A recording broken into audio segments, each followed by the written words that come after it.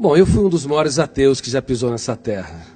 Creio que fui mais ateu do que Nietzsche, que escreveu sobre a morte de Deus, e inclusive Marx, que abordou que Deus, a busca por Deus, é o ópio que entorpece a mente humana. É provável que fui mais ateu do que Freud, do que Jean-Paul Sartre e Diderot.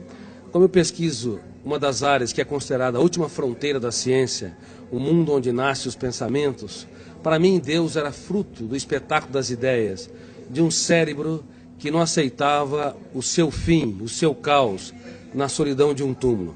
E a teoria que eu desenvolvi como psiquiatra e pesquisador da psicologia, ela estuda o processo de construção de pensamentos e de formação de pensadores.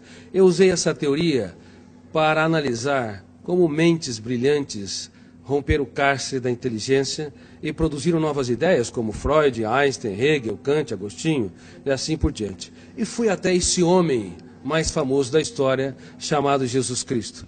Eu analisei os seus comportamentos, as suas reações e as entrelinhas das suas atitudes nos focos de tensão, nas suas 4 biografias, ou chamado Evangelhos, em várias versões.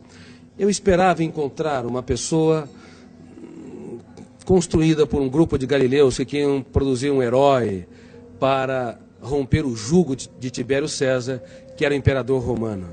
Mas fiquei perplexo, porque percebi que a sua personalidade é tão complexa e tão fascinante que não cabe no imaginário humano.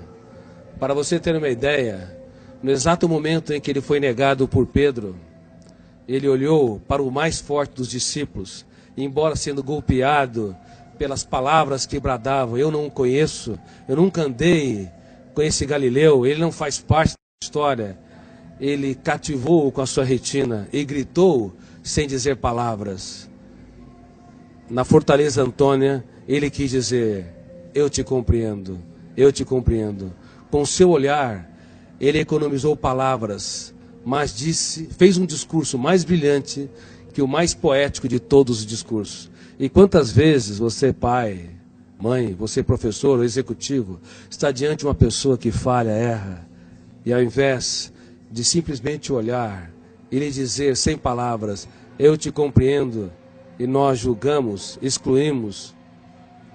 Através de analisar o comportamento de Cristo nesse sentido, eu percebi que a sua inteligência, sua capacidade criativa, a capacidade de ser gestor da sua mente e protetor da sua emoção não tem precedente histórico.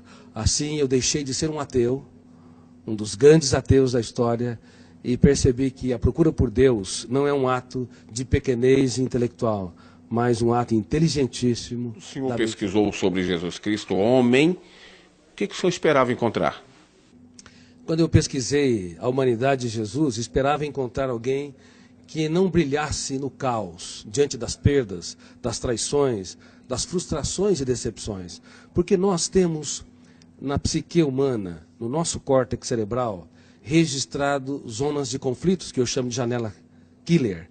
Killer no inglês quer dizer assassino.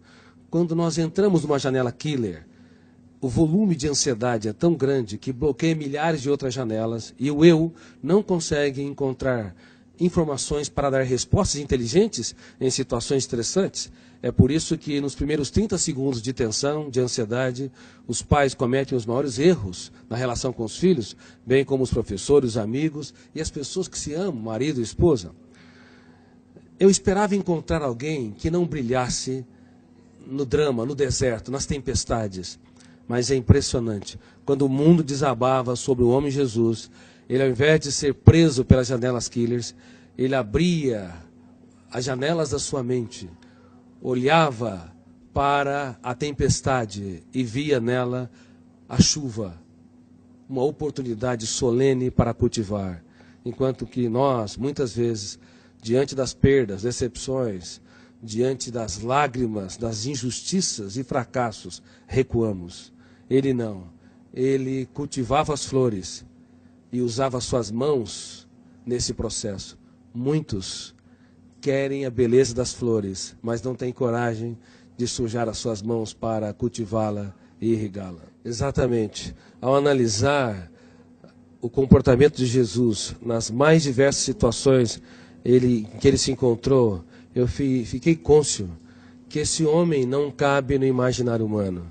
Somente alguém que é sobre-humano, filho de Deus, poderia ter as reações que teve nos mais dramáticos estímulos estressantes. Veja bem, no ato da traição, era de se esperar que ele fosse golpeado pelas zonas de conflito do medo ou da raiva, agredisse o seu traidor, ou se punisse e se achasse o mais derrotado dos seres humanos, porque foi traído pelo mais culto, o mais sereno, o mais tranquilo dos discípulos, Judas Iscariotes.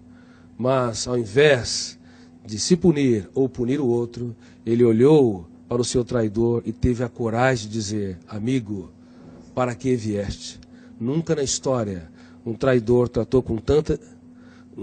Na história, um traidor foi tratado com tanta dignidade pela pessoa traída, indicando que Jesus não tinha medo, na verdade, de ser frustrado ou decepcionado. Ele tinha medo de perder um amigo. O que nos leva a compreender, do ponto de vista psiquiátrico, psicológico e sociológico, que um grande educador é aquele que aposta tudo que tem naqueles que pouco têm. É aqueles que têm coragem para se fazer pequeno, para tornar os pequenos grandes. E como eu digo no meu livro, Mentes Brilhantes, Mentes Treinadas, não é possível ter uma mente brilhante se nós não treinarmos a nossa criatividade, as habilidades da nossa psique, como a solidariedade, a capacidade de se colocar no lugar dos outros, a capacidade de investir naqueles que nos frustram, a capacidade de transformar as perdas numa oportunidade excelente para os melhores ganhos e de usar as nossas lágrimas para desenvolver sabedoria. Por favor, não tenha medo dos dias mais tristes da sua vida. Você pode escrever os capítulos mais importantes da sua história quando o mundo desaba sobre si.